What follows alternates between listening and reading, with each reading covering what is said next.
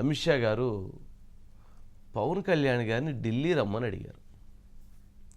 అమిత్ షా గారు పవన్ కళ్యాణ్ గారిని మీరు ఢిల్లీ రండి, మీరు ఎన్డీఏలో కీలక భాగస్వామ్యం కాండి,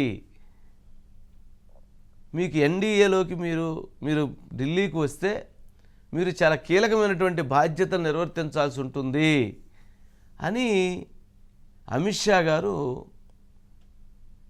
పవన్ కళ్యాణ్ గారిని ఆహ్వానించారు. అంటే ఢిల్లీకి రమ్మనటం అని అంటే ఎంపీగా మీరు ఢిల్లీకి రండి పార్లమెంటుకి, మీరు ఢిల్లీకి వస్తే మీరు కేంద్ర మంత్రిగా మీరు కీలక బాధ్యతలు నిర్వర్తించరు కానీ, అలాగే ఎన్డీఏలో కీలకంగా వ్యవహరించుదురు కానీ అని వారిని ఆహ్వానించారు. మనం గమనించాల్సిన అంశం ఏంటంటే ఇక్కడ పవన్ కళ్యాణ్ గారికి సంబంధించి జనరల్గా తెలుగుదేశం పార్టీ జనసేన పార్టీ గెలిస్తే చంద్రబాబు నాయుడు గారు ముఖ్యమంత్రి అయితే మరి పవన్ కళ్యాణ్ గారు ఏం చేయాలి? అత్యంత క్రియాశీలకమైనటువంటిది ఏం తీసుకున్నా అది సీఎం తర్వాతే కదా. మరి డిప్యూటీ సీఎం హోమో లేదా స్పెషల్ మినిస్ట్రీనో ఏది తీసుకున్నా సీఎం తర్వాతే. కాబట్టి మరి అమిత్ షా గారు ఏం ఆలోచించారో తెలియదు కానీ మొత్తానికి పవన్ కళ్యాణ్ గారిని మీరు ఢిల్లీ రండి, కేంద్ర మంత్రిగా మీరు కీలకమైనటువంటి బాధ్యతలు తీసుకుందరు కానీ అని. కేంద్ర మంత్రిగా కీలకమైనటువంటి బాధ్యతలు అంటే అసలు అది దేశానికి సంబంధించి 140 కోట్ల మంది ప్రజానీకానికి రిప్రజెంట్ చేసే విధంగా మీరు కీలకమైనటువంటి బాధ్యతలు తీసుకుందరు కానీ అంటే హోంమంత్రిగా మళ్ళీ అమిత్ షా గారే ఉంటారు. కేంద్ర పట్టణాభివృద్ధి శాఖ మంత్రి వెంకయ్యనాయుడు గారు చేసింది కావచ్చు, లేదా కేంద్ర వ్యవసాయ శాఖ మంత్రిగా కావచ్చు, కేంద్ర ఇరిగేషన్ శాఖ మంత్రిగా కావచ్చు, ఏదైనా కానీ లేదా ఇంకేదన్నా కానీ కీలకమైనటువంటి బాధ్యతలు తీసుకుందరు కానీ అని చెప్పటం అని అంటే ఖచ్చితంగా ఆయనకు ఒక ఆహ్వానం అంటే ఆహ్వానం పలకటం వెనక ఒక బలమైనటువంటి ఆలోచన ఉండుండిద్ది బీజేపీకి.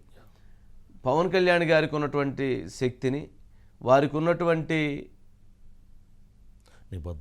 నిబద్ధతని ఎన్డీఏలో భాగస్వామ్యంగా ఉన్నారు కాబట్టి కేంద్ర మంత్రిగా తీసుకొని ఎన్డీఏ తరఫున దేశ రాజకీయాల్లో అంటే సౌత్లో ఎక్కువగా వారిని ఉపయోగపెట్టుకుంటే బీజేపీ గ్రాఫ్ పెరుగుతుంది, ఎన్డీఏ బలపడుతుంది అనేటువంటి ఉద్దేశంతో కూడా వారిని ఆహ్వానించి ఉండవచ్చు.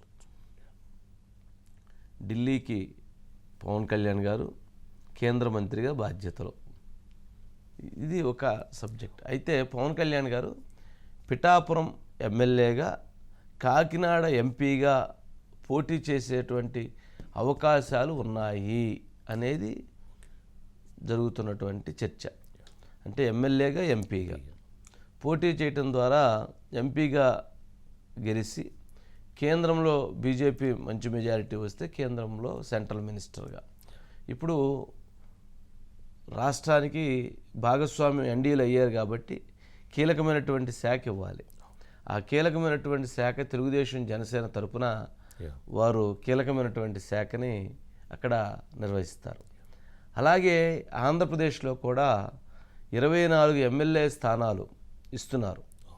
24 ఎమ్మెల్యే స్థానాలు ఇచ్చారు కదా జనసేనకి, 3 ఎంపీ స్థానాలు ఇచ్చారు కదా.